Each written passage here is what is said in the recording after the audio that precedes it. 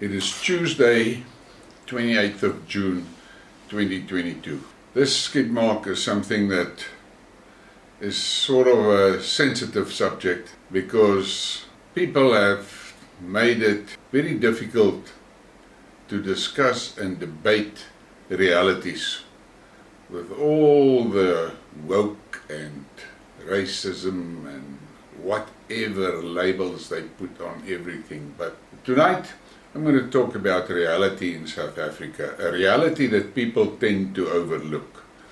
And it got lost in translation. In 1994, South Africa got a new government.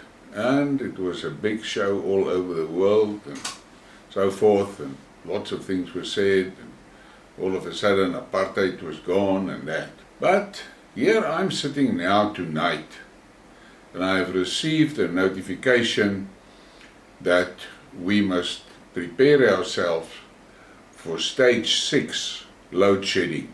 Now, for those that are not in South Africa, load shedding means that's when they put your power off. The Eskom, which is the power supplier, can't meet the demand, and then they start switching certain sectors off. Now, there's from a level 1 up to level 8. We've never been so high. Normally level 4 is the highest they go. But today we got a warning that there will be a level 6 load shedding. Now, I don't want to talk about the load shedding per se.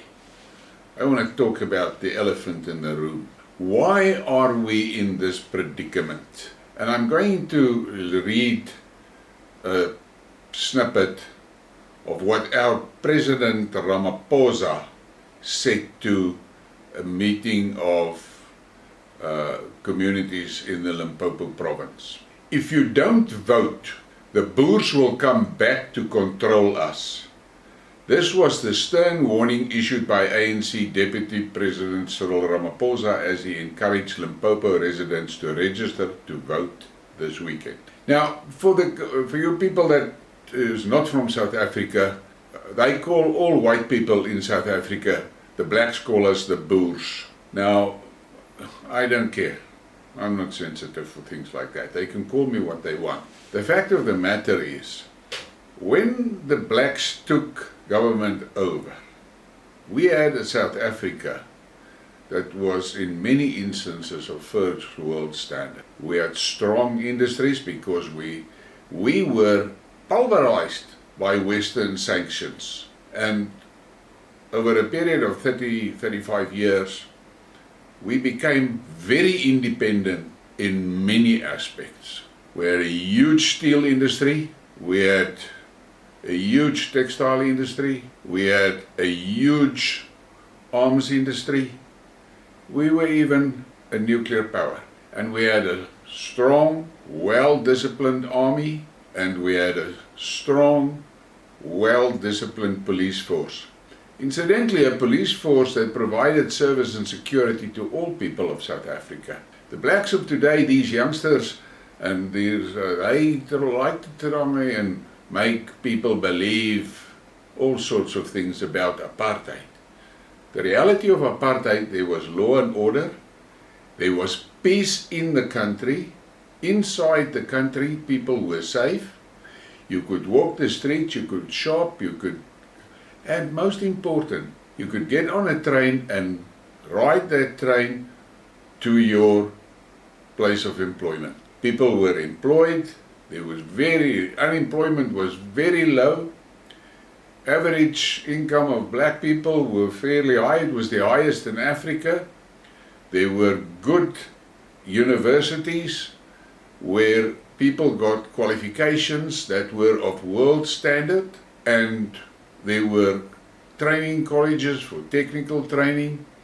Our hospital system was excellent. Government hospitals were leading in many of the medical breakthroughs. We did, the first heart transplant of the world was done in Skidmarks, which was a government hospital. And I can name many things like that. But tonight we're sitting in South Africa with an unemployment figure I think about 45% or something like that. Poverty, like you can't believe. Economic disasters. You just have to drive through the industrial areas and see how many places are closed. And all of that was driven by BEE, Black Economic Empowerment. And if you look at the next graphic, there's a lot of guys on that graphic. And all of them played a role in machining and engineering state capture in South Africa. And through all of those things, this ANC government stole billions and billions and billions of taxpayers' money. But the blacks kept on voting for them because of stupid things like what Ramaphosa said, if you don't vote, the Boers will come back. And that is their biggest fear, the Boers will come back. Why is that? Because they know when they are under the apartheid regime, the security services and the police services did not pay favors. The first thing that Jacob Zuma did when he became president was to dismantle the Scorpions. Now the Scorpions is a body that was there to, it's a super crime investigating unit. And the Scorpions were on the verge of locking him up. And that was the first thing he did when he became president, disbanded the Scorpions. Today they've got another unit called the Hawks, but that Hawks is so politicized and it's not an independent operation like the Scorpions was. And that is why they got away with their state capture. South Africa has really been destroyed by the ANC. The roads are in a horrible state. The railway lines are being stolen, rails stolen, cables stolen, in bright daylight. This ANC does not have physical control over the country any longer. And if you look at the things that is on the social media, and what is very disturbing is that there's a certain group of young blacks, but they seem to me they are the illiterates. They got this 30% pass rate matrics, and now he's got a cell phone and he's on Twitter and he thinks he's the cleverest guy in the room. And they make stupid statements. But if you look at the following graphic of what is happening to a Eskom transmission line, the guy, and they do that, that's a live line. And they dig it out and they're going to pull that whole pylon down to sell for scrap metal and to sell the cables that they can get their hands on for scrap metal. And they have got no interest in the infrastructure disruption that they are doing. Black people are very sensitive when you talk about things like this. But take into consideration, in this country, whites are less than 5% of the population. It is almost 30 years of black rule. They have got BEE and affirmative action in place. They are the majority. They are 85% of the total population. But they have 76 laws on the books to keep white people out of freely engaging in economic activity. The ANC used BEE to force white operations, to give them high percentages of shares in white-owned companies. And that is how they accumulated their wealth. Mr. Ramaphosa is a very good example of that. So the BEE is promoted among the black population as to protect them and make it possible for them to have their own business and all of that bullshit, because it's nothing else than bullshit. But it was actually the tool that the elite ANC were using to steal businesses from whites, because that's what they did. Now they're complaining that nobody wants to invest in our mining industry. The people with the money will not invest there, because if they invest there, this laws here in this country forces those companies to give a large percentage of the company's shares of the South African operation to a black guy. And these black guys, 98% of the time, they are totally incapable of functioning in a position in that company. But they get the job because their skin is black. That is all over the place. If you look at the cabinet in South Africa, I don't think many of those people there has got an IQ higher than 70. And they put people in government management positions with zero qualifications.